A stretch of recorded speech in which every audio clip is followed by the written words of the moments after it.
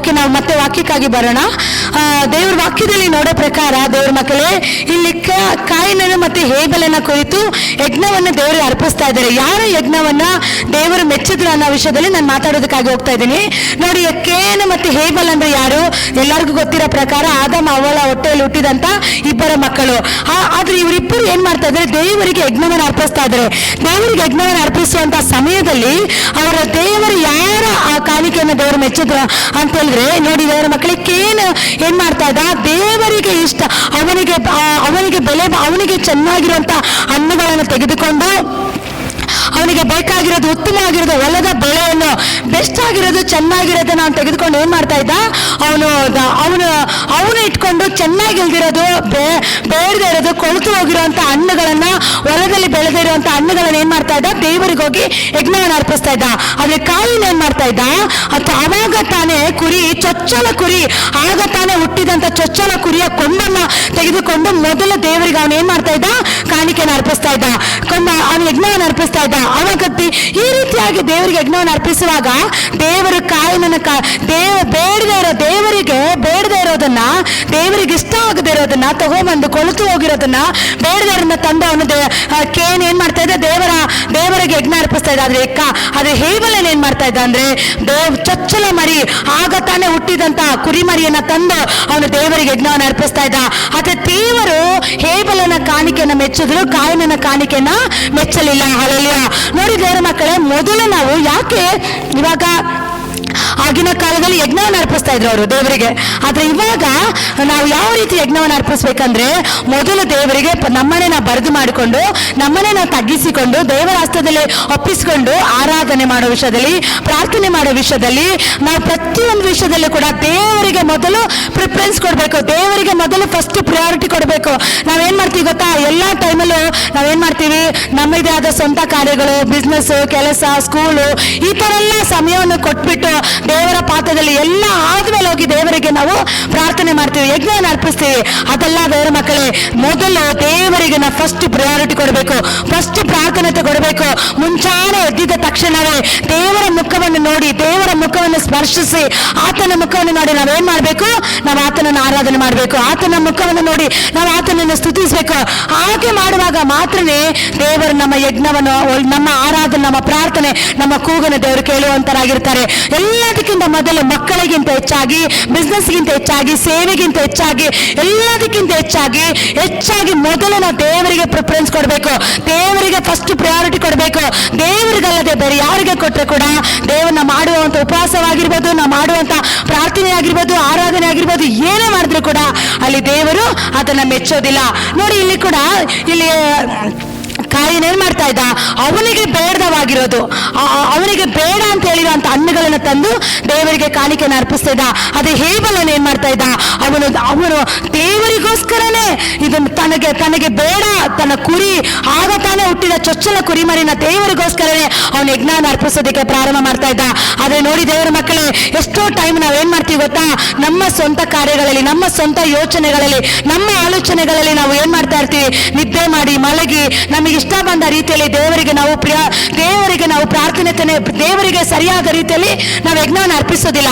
ದೇವರಿಗೆ ಸರಿಯಾದ ರೀತಿಯಲ್ಲಿ ನಾವು ದೇವರಿಗೆ ಮಾಡಬೇಕಾಗಿರೋದನ್ನು ಕರೆಕ್ಟ್ ಆಗಿ ನಾವು ಮಾಡೋದಿಲ್ಲ. ಅದಕ್ಕೆ ದೇವರ ವಾಕ್ಯ, ದೇವರು ಯಾವಾಗ ನಾವು ಮನಪೂರ್ವಕವಾಗಿ, ಯಥಾರ್ಥವಾಗಿ, ಹೃದಯಪೂರ್ವಕವಾಗಿ ನಾವು ದೇವರಿಗೆ ನಾವು ಕಾಣಿಕೆ, ಯಜ್ಞವನ್ನು ಅರ್ಪಿಸೋದಕ್ಕೆ ನಾವು ಮಾಡುವ ಕಾಣಿಕೆ ಅಂದ್ರೆ ಏನು? ಹಣ ಕೊಡೋದು ಮಾತ್ರ ಅಲ್ಲ ಕಾಣಿಕೆ.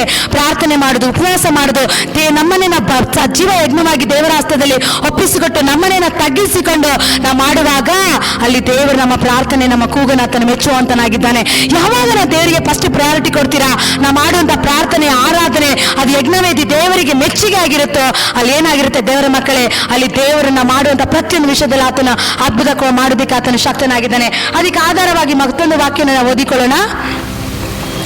ಯಾಚಕಕಾಂಡ ಬರೆದ ಪತ್ರಿಕೆ 2ನೇ ಅಧ್ಯಾಯ 14ನೇ ವಾಕ್ಯ.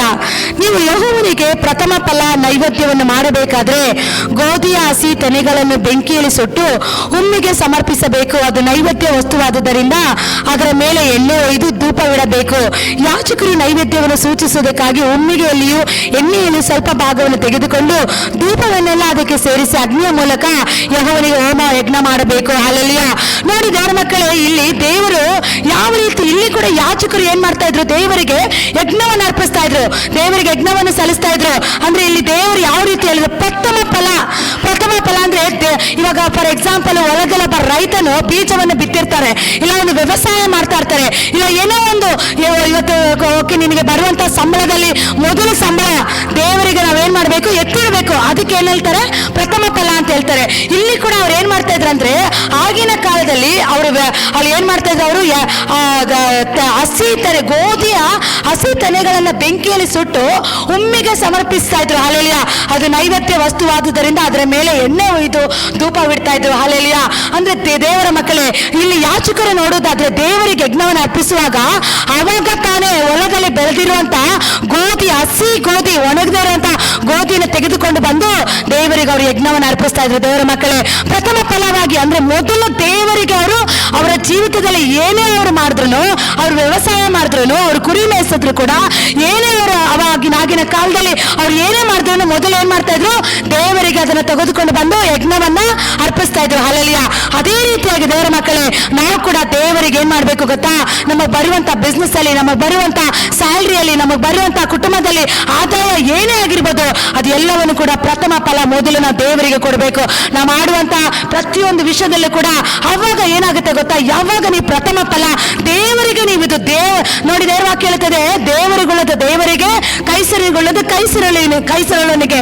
ಮೊದಲು ನಾವು ದೇವರಿಗೆ ಯಾವಾಗ ನಾವು ಕೊಡುವುದಕ್ಕೆ ಪ್ರಾರಂಭ ಮಾಡ್ತೀರಾ, ಅಲ್ಲಿ ಏನಾಗಿರುತ್ತೆ, ಅಲ್ಲಿ ಏನಾಗ್ತಿತ್ತು ಗೊತ್ತಾ ದೇವರ ಮಕ್ಕಳೇ, ಪ್ರಥಮ ಫಲನ ಅವರು ತೆಗೆದಿಟ್ಟು ಅವ್ರು ಯಾವಾಗ ದೇವರಿಗೆ ಯಜ್ಞವನ್ನು ಅರ್ಪಿಸ್ತಾ ಇದ್ರು, ಅವರ ಹೊಲ ಗದ್ದೆಗಳಲ್ಲಿ ರಾಶಿಯಾಗಿ ಅವರು ಹೊಲ ಗದ್ದೆಗಳಲ್ಲಿ ಸಿಗುಡುಗಳನ್ನ ಕುಯ್ತಾ ಇದ್ರಂತೆ, ಹಸಿರನ್ನ ಕುಯ್ತಾ ಇದ್ರಂತೆ, ಆಶೀರ್ವಾದಗಳನ್ನ ಅವರು ಕುಯ್ತಾ ಇದ್ರಂತೆ. ದೇವರ ಮಕ್ಕಳೇ, ಆಗಿರುವಾಗ ನಾವು ಕೂಡ ದೇವರಿಗೆ ಮೊದಲು ಪ್ರಥಮ ಫಲ ಅಂದ್ರೆ ಏನು, ಮೊದಲು ಫಸ್ಟ್ ಪ್ರಿಯಾರಿಟಿ ದೇವರಿಗೆ ಕೊಡಬೇಕು. ನಾವು ಮಾಡುವಂತ ಕೆಲಸವಾಗಿರ್ಬೋದು, ನಮ್ಮ ಜೀವಿತದಲ್ಲಿ ಮಕ್ಕಳನ್ನ ದೇವರು ಕೊಟ್ಟಿರ್ಬೋದು, ಮನೆಯನ್ನ ದೇವರು ಕೊಟ್ಟಿರ್ಬೋದು, ಸೇವೆನ ದೇವರು ಕೊಟ್ಟಿರ್ಬೋದು, ಏನೆಲ್ಲ ನಮ್ಮ ಜೀವಿತದಲ್ಲಿ ದೇವರು ಕೊಟ್ಟಿದ್ರ ಅದು ಎಲ್ಲವನ್ನು ಮೊದಲು ನಾವು ದೇವರಿಗೆ ಸಮರ್ಪಿಸಬೇಕು. ದೇವರ ಮಕ್ಕಳೇ, ಈಗೋ ದೇವರೇ, ಇವತ್ತು ನನಗೆ ಮನೆ ಕೊಟ್ಟಿದ್ಯಾ, ಇವತ್ತು ನನಗೆ ಮಕ್ಕಳನ್ನು ಕೊಟ್ಟಿದ್ಯಾ, ಇವತ್ತು ನನಗೆ ಕೆಲಸ ಮಾಡೋದಕ್ಕೆ ಆರೋಗ್ಯವನ್ನು ಕೊಟ್ಟಿದ್ಯಾ, ಕೆಲಸ ಮಾಡೋದಕ್ಕೆ ಒಳ್ಳೆ ಬಿಸ್ನೆಸ್ ಅನ್ನು ಕೊಟ್ಟಿದ್ಯಾ, ಒಳ್ಳೆ ಕೆಲಸವನ್ನು ಕೊಟ್ಟಿದ್ಯಾ, ಆ ಮೊದಲು ಪ್ರಿಫರೆನ್ಸ್ ನಾನು ನಿನಗೆ ಕೊಡ್ತೇನೆ. ಆ ಮೊದಲು ಪ್ರಥಮ ಫಲ ನಿನಗೆ ಕೊಟ್ಟು ನಾನು ನಿನ್ನನ್ನು ಆನರ್ ಮಾಡಿ, ನಾನು ನಿನ್ನನ್ನು ಸ್ತುತಿಸಿ, ನಾನು ನಿನಗೆ ಕೃತಜ್ಞತೆಯನ್ನು ಸಲ್ಲಿಸುತ್ತೇನೆ ಅಂತ ಯಾವಾಗ ನಾವು ಹೇಳೋದಕ್ಕೆ ಪ್ರಾರಂಭ ಮಾಡ್ತೀರಾ, ಅಲ್ಲೇನಾಗುತ್ತೆ ಗೊತ್ತಾ ದೇವರ ಮಕ್ಕಳೇ, ನೀವು ಕೈ ಹಾಕುವಂತ ಪ್ರತಿಯೊಂದು ಕೆಲಸದಲ್ಲೂ ಕೂಡ ನೀವು ಸಕ್ಸಸ್ ಕಾಣ್ತೀರಾ. ನೋಡಿ ದೇವರ ಮಕ್ಕಳೇ, ಕಾಣಿಕೆ ಕೊಡಿ, ಕಾಣಿಕೆ ನೀವು ಹೋಗುವಂತ ಸಭೆಗಳಲ್ಲಿ, ನಿಮಗೆ ಬರುವಂತ ಸಂಬಳದಲ್ಲಿ, ನಿಮಗೆ ಬರುವಂತ ಬಿಸ್ನೆಸ್ ಅಲ್ಲಿ ದೇವರಿಗೆ ನೀವು ಕೊಡ್ಲೇಬೇಕು. ದೇವರು ಕೊಟ್ಟರೆ ದೇವರು ನಿಮ್ಮನ್ನು ಆಶೀರ್ವಾದ ಮಾಡೋದು. ಆದ್ರೆ ಕೊಡಿ ಅಂತ ನಾನು ಯಾವತ್ತೂ ಯಾರನ್ನ ಕೇಳೋದಿಲ್ಲ, ಯಾರ ಹತ್ರ ನಮ್ಮ ಸಭೆನಲ್ಲೂ ಕೂಡ ನಾವು ಕೇಳೋದಕ್ಕೆ ಹೋಗೋದಿಲ್ಲ. ಅವರವರ ಹೃದಯದಲ್ಲಿ ದೇವರು ಮಾತಾಡಿ ಮನಪೂರ್ವಕವಾಗಿ ನಾವು ಕೊಡಬೇಕು. ಯಾವ ಸೇವಕರು ಹೇಳ್ತಾ ಇದ್ದಾರೆ, ಯಾವುದೋ ಸಭೆ ಹೇಳ್ತಾ ಇದೆ ಅಂತ ಹೇಳಿ ಎಲ್ಲ ನಾವು ಕಾಣಿಕೆ ಕೊಡಬೇಕಾಗಿರೋದು ಹೃದಯಪೂರ್ವಕವಾಗಿ, ಮನಪೂರ್ವಕವಾಗಿ ದೇವರಿಗೆ ಮೆಚ್ಚುವ ರೀತಿಯಲ್ಲಿ ನಾವು ಕಾಣಿಕೆ ಕೊಡಬೇಕು.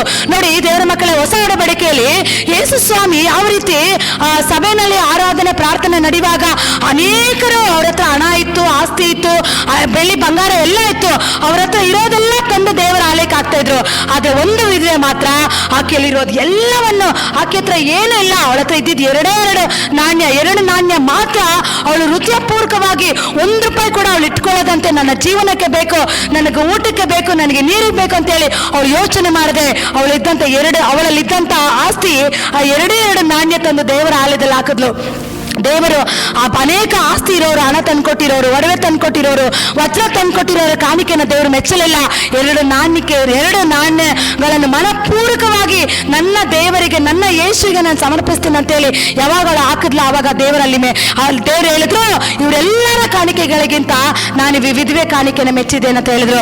ದೇವರ ಮಕ್ಕಳೇ, ದೇವರ ವಾಕ್ಯದಲ್ಲಿ ಹೇಳೋ ಪ್ರಕಾರ ನಾವು ನಮ್ಮ ಕೀರ್ತನೆಗಳಲ್ಲಿ, ಜ್ಞಾನೋಕ್ತಿಗಳಲ್ಲಿ ನಾವು ಓದುತ್ತೇವೆ, ನಮ್ಮ ಆದಾಯದಿಂದ ದೇವರಿಗೆ ನಾವು ಕಾಣಿಕೆಯನ್ನು ಸಲ್ಲಿಸಬೇಕು, ದೇವರಿಗೆ ನಾವು ಕಾಣಿಕೆಯನ್ನು ಕೊಡಬೇಕು. ಕಾಣಿಕೆ ಕೊಡುವಾಗ, ದೇವರ ಆಲಯಕ್ಕೆ ಕೊಡುವಾಗ ಏನೋ ಬೈಕೊಂಡು ಅಯ್ಯೋ ಅವ್ರು ಕೊಡ್ಬೇಕಲ್ಲ, ಕೊಡು ಅಂತ ಕೇಳ್ತಾ ಇದಾರೆ ಅಂತೇಳಿ ನಾವು ಬೈಕೊಂಡು ಗುಣಗುಟ್ಕೊಂಡು ಇಲ್ಲ ಹಾಕ್ಲೇಬೇಕು, ನಮ್ಮನ್ನ ನೋಡ್ತಾರೆ ಅಂತೇಳಿ ಯಾವತ್ತು ನಾವು ಕಾಣಿಕೆನ ಆಗ್ಬಾರ್ದು. ಇಲ್ಲಿ ಏನ್ ಮಾಡ್ದ ಹೇಬೆಲನು, ಕಾಯಿನ್ ಏನ್ ಮಾಡ್ದ, ಅವನಿಗೆ ಬೇಡದೇ ಇರೋ ವಸ್ತುವನ್ನ ನಾವು ತೆಗೆದುಕೊಂಡೋಗಿ ಅವನು ದೇವರ ಆಲಯಕ್ಕೆ ಹಾಕೋದಕ್ಕೆ ಪ್ರಾರಂಭ ಮಾಡಿದ. ಹೇಬಲನು ಅವನಿಗೆ ದೇವರಿಗಂತ ಮೊದಲು ಬೆಸ್ಟ್ ಆಗಿರೋದು ತಗೊಂಡೋಗಿ ದೇವರ ಆಲಯಕ್ಕೆ ಅವನು ಕಾಣಿಕೆಯನ್ನು ಕೊಟ್ಟ.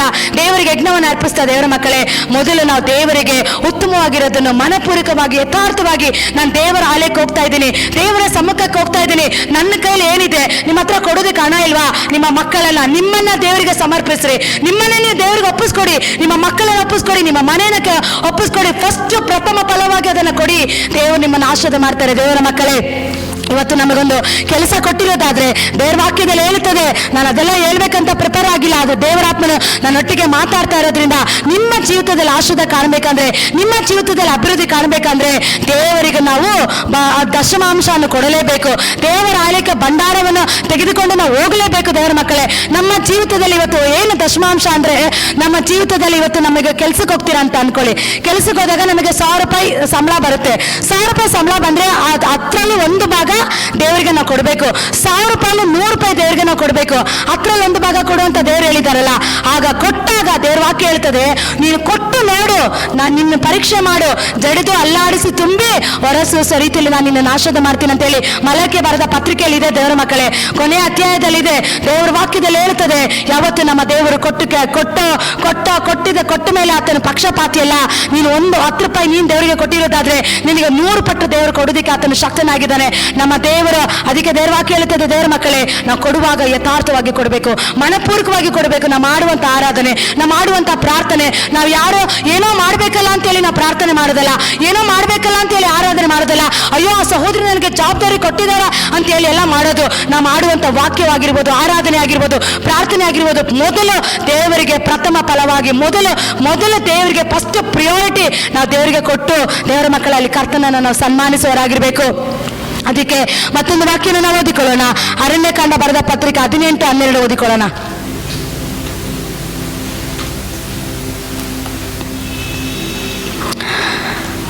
ಇಸ್ರಾಯೇಲರು ಯೆಹೋವನಿಗೆ ಸಮರ್ಪಿಸುವ ಪ್ರಥಮ ಫಲಗಳು ಅಂದರೆ ಎಣ್ಣೆ, ದ್ರಾಕ್ಷರಸ, ಧಾನ್ಯ, ಇವುಗಳಲ್ಲಿ ಶ್ರೇಷ್ಠವಾದದ್ದು. ನೋಡಿ ದೇವರ ಮಕ್ಕಳೇ, ಇಸ್ರಾಯೇಲರು ಇಲ್ಲಿ ದೇವವಾಕ್ಯದಲ್ಲಿ ನಾವು ನೋಡ್ತೇವೆ, ಇಸ್ರಾಯೇಲರು ಯೆಹೋವನಿಗೆ ಇಸ್ರಾಯೇಲ್ ಜನ ಏನ್ ಮಾಡ್ತಾ ಇದ್ರು, ಯೆಹೋವನಿಗೆ ಅವ್ರು ಯಜ್ಞವನ್ನು ಅರ್ಪಿಸಬೇಕಾದ್ರೆ ಅಲ್ಲಿ ಬೆಲೆ ಬಾಳುವಂತ ವಸ್ತು ಯಾವುದು? ಧಾನ್ಯ. ಅಲ್ಲಿ ಬೆಲೆ ಬಾಳುವಂತ ವಸ್ತು ಎಣ್ಣೆ, ದ್ರಾಕ್ಷರಸ, ಧಾನ್ಯ, ಅದು ಎಲ್ಲವುಗಳಿಗಿಂತ ಶ್ರೇಷ್ಠವಾದದನ್ನ ದೇವರಿಗೆ ಹೋಗಿ ಅವ್ರು ಏನ್ ಮಾಡ್ತಾ ಇದ್ರು, ಪ್ರಥಮ ಫಲವಾಗಿ ದೇವರಿಗೆ ಅವ್ರು ಅರ್ಪಿಸ್ತಾ ಇದ್ರು. ನೋಡಿ ದೇವರ ಮಕ್ಕಳೇ, ಇಸ್ರಾಯೇಲ್ ದೇಶದಲ್ಲಿ ನೀವು ಆಯಿಲ್ ಅಂತ ಒಂದು ಆಯಿಲ್ ಬರುತ್ತೆ.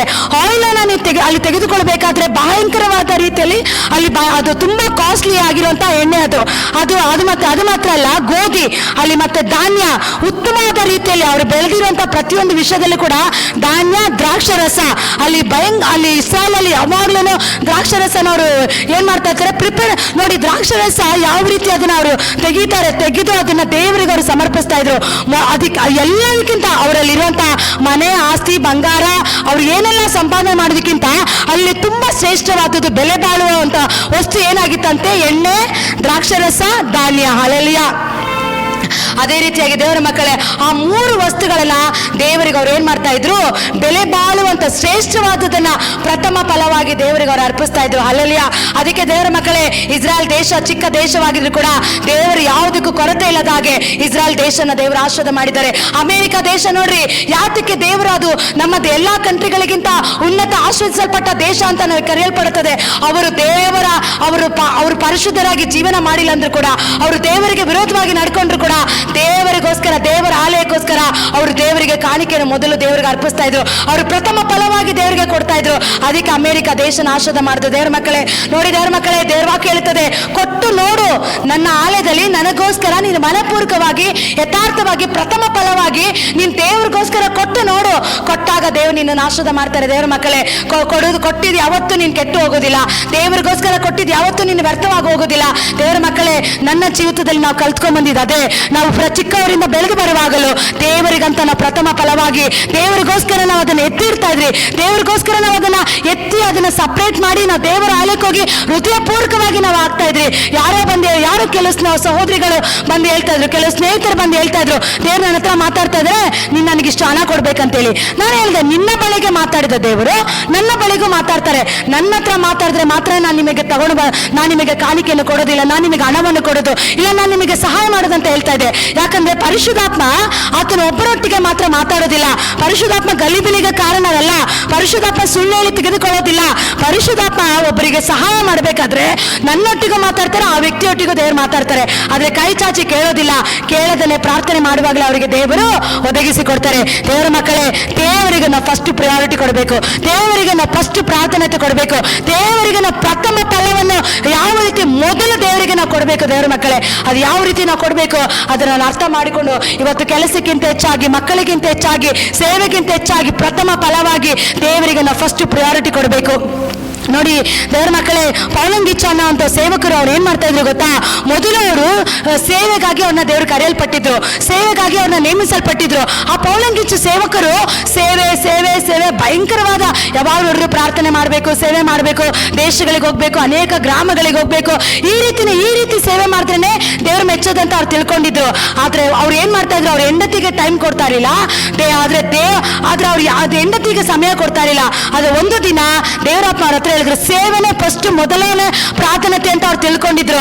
ಆದ್ರೆ ಪರಿಶುದ್ಧ ಒಂದು ದಿನ ಅವ್ರ ಹೆಂಡತಿಗೆ ಆರೋಗ್ಯದ ಅನಾರೋಗ್ಯತೆ ಬಂದಾಗ, ಆರೋಗ್ಯದ ಸಮಸ್ಯೆ ಬಂದಾಗ ಅವ್ರು ಪ್ರಾರ್ಥನೆ ಮಾಡಿದ್ರು, ಯಾಕೆ ದೇವರೇ ಹಗಲು ರಾತ್ರಿ ನಾನು ನಿನ್ನ ಸೇವೆ ಮಾಡ್ತಾ ಇದ್ದೀನಿ, ಅನೇಕ ಸಭೆಗಳನ್ನ ಸ್ಥಾಪಿಸ್ತಾ ಇದ್ದೀನಿ, ಅನೇಕ ಆತ್ಮಗಳಿಗೆ ಸುವಾರ್ತೆ ಹೇಳ್ತಾ ಇದ್ದೀನಿ, ನನ್ನ ಹೆಂಡತಿ ಯಾಕೆ ಅನಾರೋಗ್ಯದಿಂದ ಬಳಲಿ ಅವಳು ಹಾಸ್ಪಿಟಲ್ ಅಲ್ಲಿ ಮಲಗಿದ್ದಾಳೆ ಅಂತ ಕೇಳಿದಾಗ ಪರಿಶುದ್ಧಾತ್ಮ ಅವ್ರ ಹತ್ರ ಹೇಳಿದ್ದು, ಮೊದಲು ನಿನ್ನ ಹೆಂಡತಿಗೆ ನೀನು ಟೈಮ್ ಕೊಡು, ಆಮೇಲೆ ಸೇವೆ ಅಂತ ಹೇಳಿದ್ರು.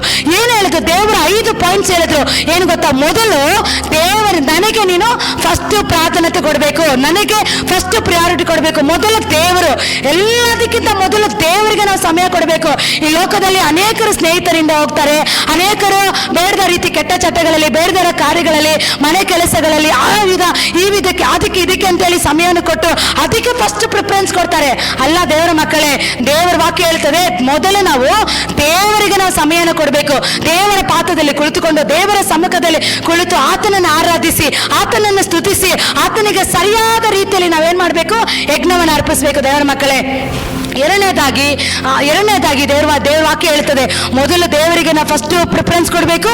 ಎರಡನೇದಾಗಿ ಕುಟುಂಬನ ಕಟ್ಟಬೇಕು. ಮೊದಲು ಗಂಡ ಹೆಂಡತಿ ಮಕ್ಕಳು ಅವರ ಐಕ್ಯತೆಯಲ್ಲಿ, ಪ್ರೀತಿಯಲ್ಲಿ, ಅನ್ಯೋನ್ಯತೆಯಲ್ಲಿ ಕುಟುಂಬನ ಕಟ್ಟಬೇಕು.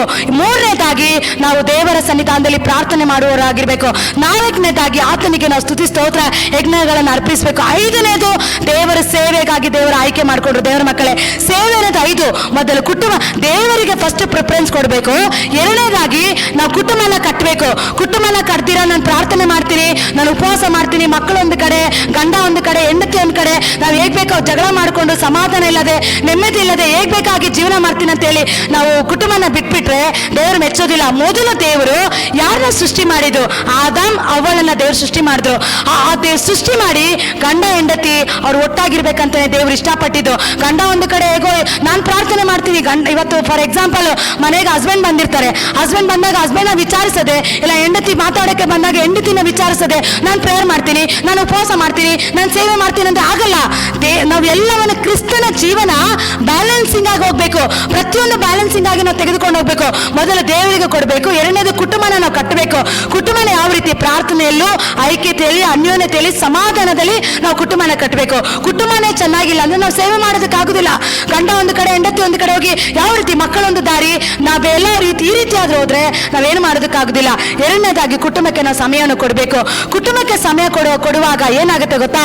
ಮಕ್ಕಳು, ಗಂಡ, ಹೆಂಡತಿ ಅಲ್ಲಿ ಸಮಾಧಾನವಾಗಿ, ಸಂತೋಷವಾಗಿ, ಪ್ರೀತಿಯಿಂದ, ಐಕ್ಯತೆಯಿಂದ, ಅನ್ಯೋನ್ಯತೆಯಿಂದ ಇರ್ತಾರೆ. ಯಾವಾಗ ಕುಟುಂಬ ಸಮಾಧಾನವಾಗಿರುತ್ತೋ ಅಲ್ಲಿ ಕುಟುಂಬವಾಗಿ ಅವರು ಪ್ರಾರ್ಥನೆ ಮಾಡ್ತಾರೆ, ಕುಟುಂಬವಾಗಿ ಅವರು ಸೇವೆ ಮಾಡ್ತಾರೆ, ಕುಟುಂಬವಾಗಿ ದೇವರಿಗೆ ಮೆಚ್ಚುಗೆ ಆದ ರೀತಿಯಲ್ಲಿ ಅವರು ಯಜ್ಞವನ್ನು ಅರ್ಪಿಸ್ತಾರೆ. ಇಲ್ಲ ನಾನು ಪ್ರಾರ್ಥನೆ ಮಾಡ್ತೀನಿ, ನಾನು ಉಪವಾಸ ಮಾಡ್ತೀನಿ, ನಾನು ಆರಾಧನೆ ಮಾಡ್ತೀನಿ, ನಾನು ಸಭೆಗೆ ಹೋಗ್ತೀನಿ ಅಂತ ಹೇಳಿ ಕುಟುಂಬನ ಮಕ್ಕಳೊಂದು ದಾರಿ, ಗಂಡ ಒಂದು ದಾರಿ, ಬೇರೆ ಯಾರು ಹೇಗಾದ್ರೂ ಹಾಳಾಗೋದ್ರು ಪರವಾಗಿಲ್ಲ ಅಂತೇಳಿ ಅಲ್ಲ. ಮೊದಲು ಎರಡನೇದಾಗಿ ಕುಟುಂಬಕ್ಕೆ ನಾವು ಸಮಯ ಕೊಡಬೇಕು. ಒಂದು ಟೈಮ್ ಇವತ್ತು ಗಂಡ ರಕ್ಷಣೆಗೆ ಬಂದಿಲ್ಲ, ಹೆಂಡತಿ ರಕ್ಷಣೆಗೆ ಬಂದಿಲ್ಲ ಅಂದ್ರೆ ಅವ್ರಿಗಾಗಿ ನಾವು ಕುಳಿತು ಪ್ರಾರ್ಥಿಸ್ಬೇಕು. ದೇವರೇ ಅವ್ರನ್ನ ಬದಲಾಯಿಸು.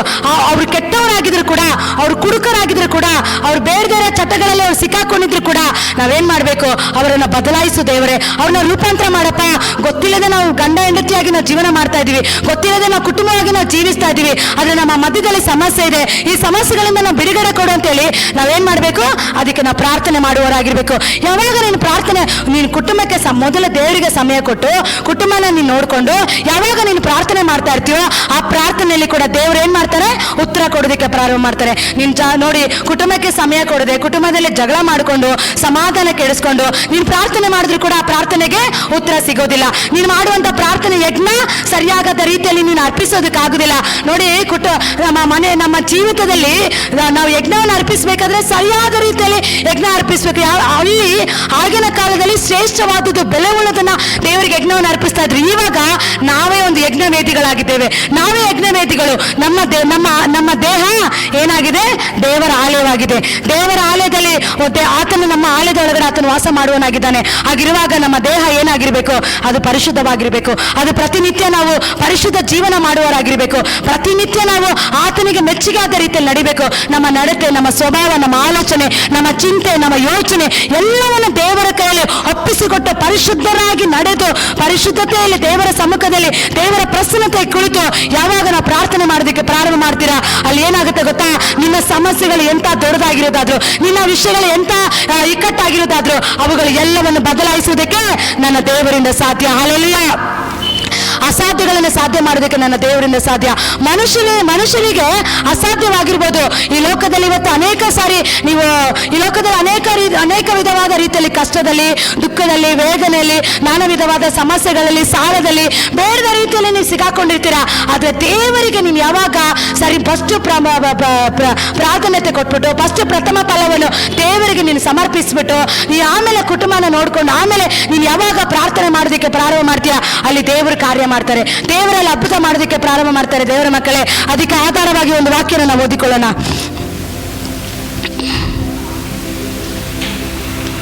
ಇಬ್ರು 11:14.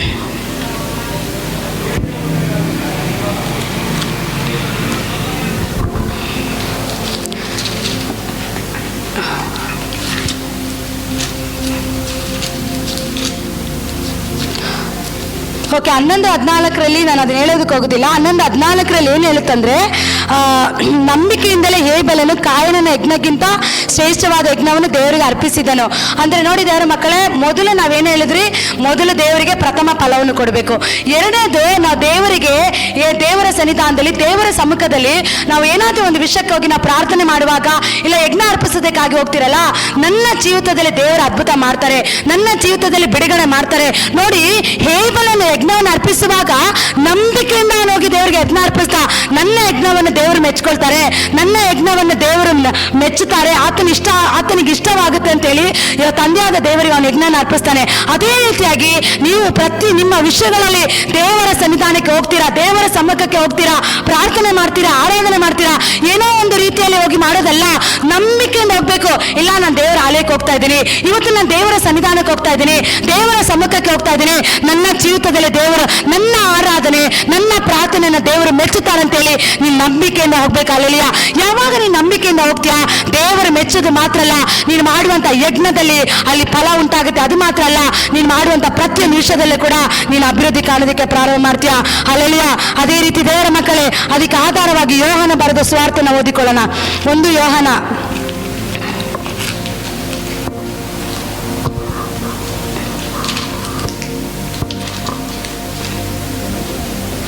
1:5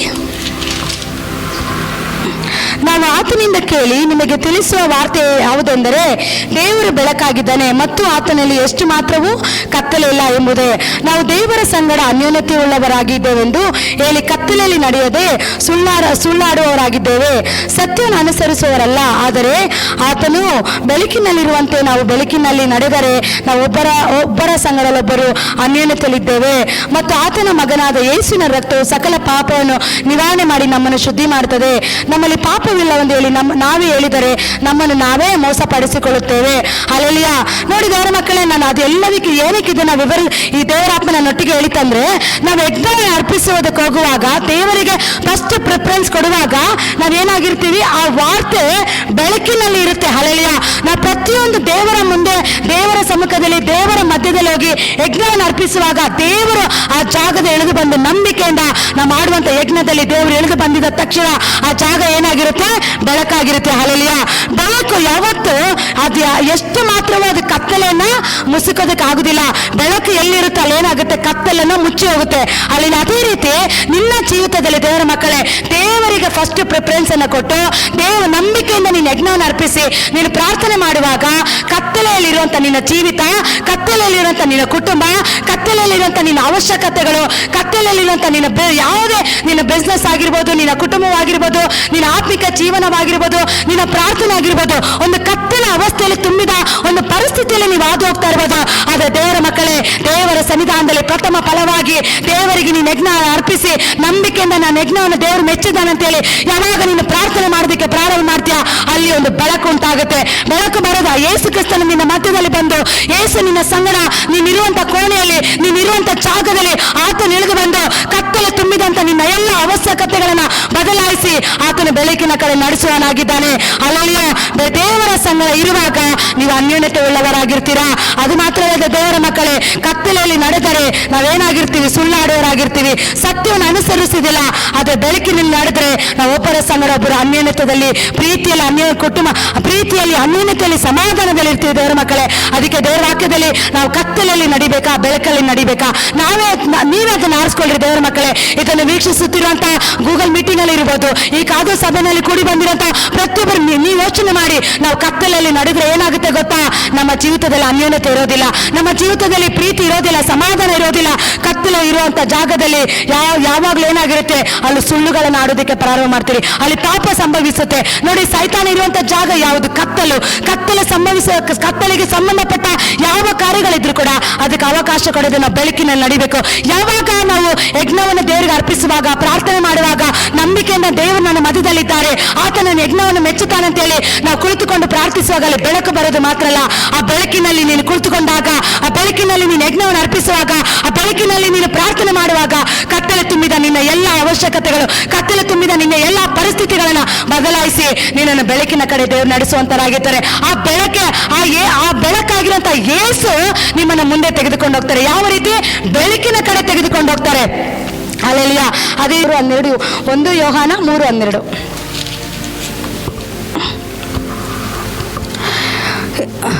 3:12 ಕೆಡುಕನಿಂದ ಹುಟ್ಟಿ ತನ್ನ ತಮ್ಮನನ್ನು ಕೊಂದು ಹಾಕಿದ ಕಾಯಿನಂತೆ ನಾವು ಇರಬಾರದು.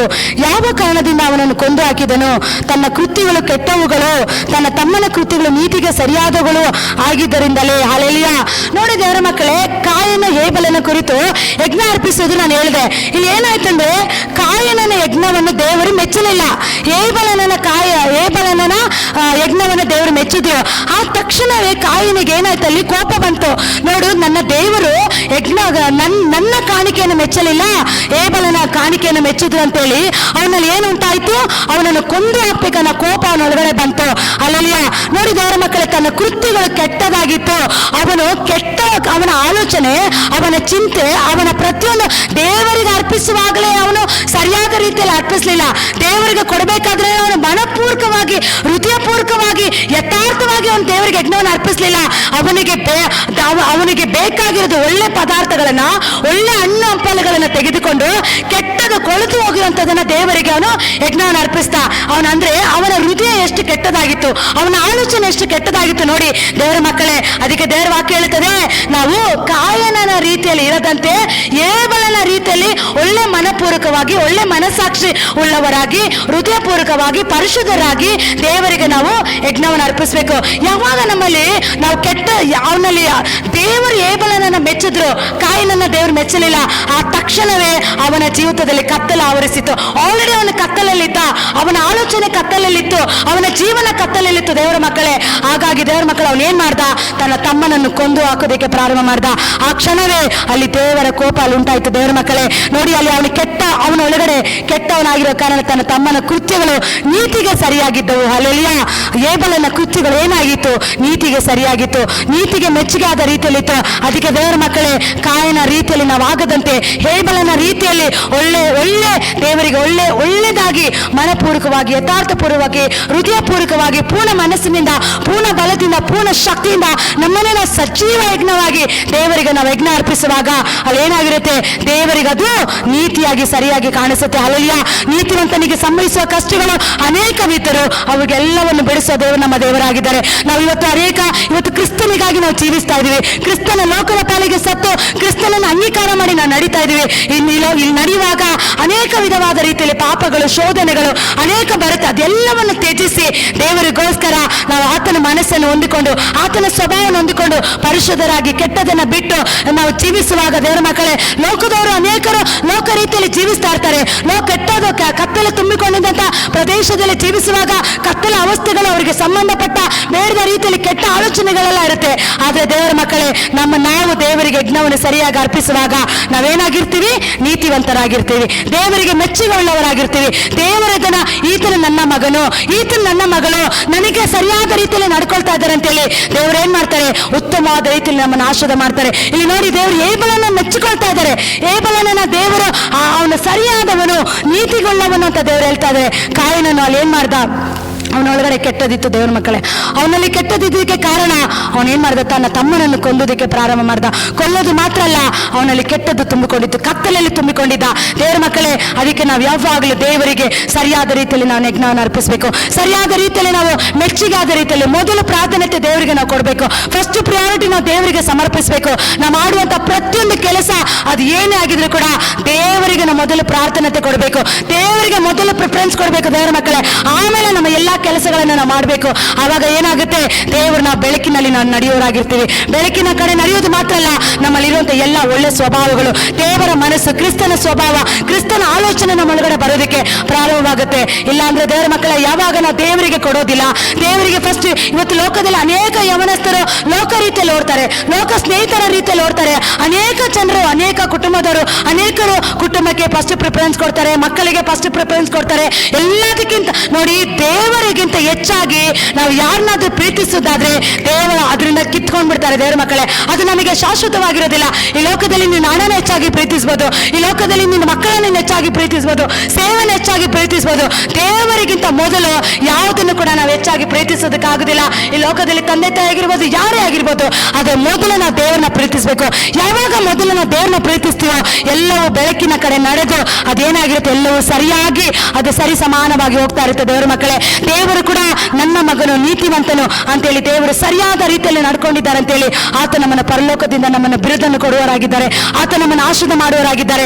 ಮೊದಲು ನನ್ನ ಮಗನು ನನಗೋಸ್ಕರ, ದೇವರಿಗೋಸ್ಕರ ನೀವು ಯಾವಾಗ ಪ್ರಿಯಾರಿಟಿ ಕೊಡ್ತೀರಾ, ಅಲ್ಲಿ ದೇವರು ಖಂಡಿತ ದೊಡ್ಡ ಕಾರ್ಯ ಮಾಡೋದಕ್ಕೆ ಆತನು ಶಕ್ತನಾಗಿದ್ದಾನೆ. ಈ ಗೂಗಲ್ ಮೀಟಿಂಗ್ ಅಲ್ಲಿ ಕೂಡಿ ಬಂದಿರೋ ಅಂತ ಎಲ್ಲರಿಗೂ ದೇವರು ಹೇಳ್ತಾ ಇರೋದು, ಮೊದಲು ದೇವರಿಗೆ ಫಸ್ಟ್ ಪ್ರಾರ್ಥನೆಯನ್ನು ಕೊಡಿ, ಮೊದಲು ದೇವರಿಗೆ ಸರಿಯಾದ ರೀತಿಯಲ್ಲಿ ಯಜ್ಞವನ್ನು ಅರ್ಪಿಸಿರಿ. ದೇವರ ಸಮ್ಮುಖಕ್ಕೆ ಹೋಗುವಾಗ ನಿಷ್ಕಳಂಕವುಳ್ಳವರಾಗಿ, ಯಥಾರ್ಥವುಳ್ಳವರಾಗಿ, ನಾವು ದೇವರ ಮುಂದೆ ಏನೂ ಇಲ್ಲ, ನಮ್ಮನ್ನೇ ನಾವು ಸಜೀವ ಯಜ್ಞವಾಗಿ ಸಮರ್ಪಿಸುವವರಾಗಿ, ಹೊಗಳಿಕೊಳ್ಳೋದಕ್ಕೆ, ಪ್ರಶಂಸೆ ಪಡೋದಕ್ಕೆ ಯಾವ ಯೋಗ್ಯತೆ ಇಲ್ಲ ನಮಗೆ ಅಂತೇಳಿ ದೇವರ ಪಾದದಲ್ಲಿ ನಮ್ಮನ್ನು ತಗ್ಗಿಸಿಕೊಂಡು ಯಾವಾಗ ನಾವು ಪ್ರಾರ್ಥನೆ ಮಾಡೋದಕ್ಕೆ ಪ್ರಾರಂಭ ಮಾಡ್ತೀರಿ, ಅಲ್ಲಿ ನಾವು ಸರಿಯಾದ ರೀತಿಯಲ್ಲಿ ಯಜ್ಞವನ್ನು ಅರ್ಪಿಸ್ತೀರಿ.